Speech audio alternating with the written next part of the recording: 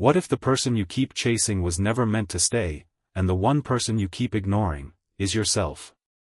Once in a quiet town, there lived a girl named Grace. She had a friend named Zoe, and for years, Zoe was the center of everything, the smartest in class, the most popular at every event, the one everyone wanted to sit beside. Admiration turned into something heavier over time. Too deep, too constant. Every choice Grace made, she made with one thought in her mind: would Zoe notice this? Would Zoe be impressed? A new bag, a new class, a new opinion, whatever Zoe picked up, Grace picked up soon after, even things she didn't actually enjoy.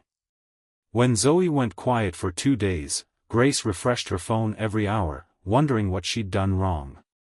Why do you care so much about what she thinks? Grace's brother, Ollie, asked her one evening. She's everything I want to be, Grace said quietly. If she likes me, it means I'm good enough. Ollie frowned but said nothing more that night. Weeks passed. Grace kept following Zoe's steps, her style, her friends, her opinions. Slowly, without noticing, she stopped listening to her own voice. Painting was the first thing to go, something she once loved, dropped the moment Zoe called it boring. Speaking up in class was the next thing to disappear, since Zoe never did either. By the end of the month, Zoe got invited to a big event and didn't invite Grace. Alone at home that night, Grace stared at her phone, watching photos from the event appear one by one. Her chest felt tight. Why wasn't I invited? What's wrong with me? Silence answered her first text. Silence answered her second one too, sent the next morning.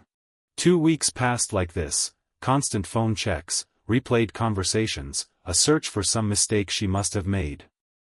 What she didn't notice was simpler and sadder. She hadn't picked up a paintbrush in over 2 months, and she hadn't laughed, really laughed, in just as long.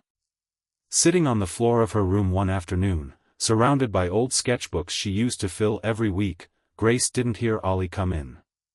The pages were empty now, page after page, blank. Grace, he said gently, sitting beside her. When did you stop drawing? She shrugged. I don't know. It felt pointless.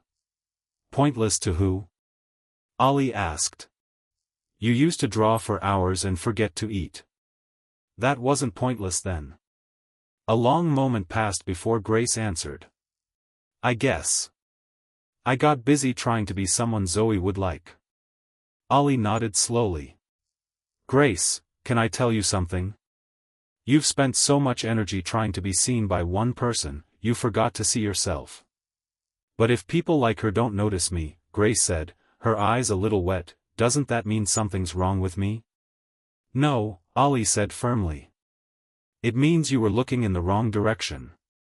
The first lesson is this: chasing someone's attention will never fill the space that comes from knowing your own worth. You cannot borrow your value from someone else's approval. Wiping her eyes, Grace asked, then what do I do? You turn the camera around, Ollie said. Stop watching her life so closely, and start watching your own. What did you love before you started comparing yourself to her? Drawing. Being outside.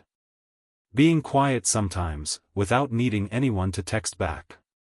Grace realized the list came easily once she stopped to actually ask herself. That's the second lesson, Ollie said. Focusing on yourself doesn't mean ignoring everyone else. It means putting your own growth, your own peace, and your own voice back in first place, instead of last. Picking up one of her old sketchbooks, Grace opened it to a blank page. Her hand felt unfamiliar holding the pencil again. It might feel strange at first, Ollie said, watching her. You've spent so long adjusting yourself to fit someone else's picture. But the third lesson is this: the only person you need to keep chasing is the version of yourself you're capable of becoming. That person doesn't need anyone's permission to grow. A slow, uncertain line crossed the page. Then another. It wasn't much. But it was hers.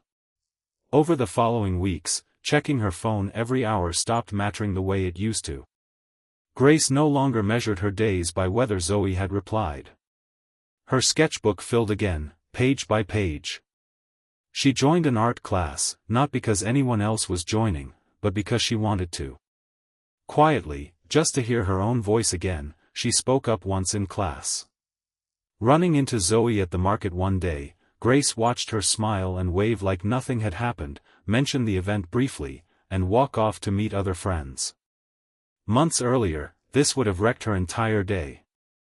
This time, she simply smiled back, said a quick hello, and continued toward her art class, sketchbook tucked under her arm.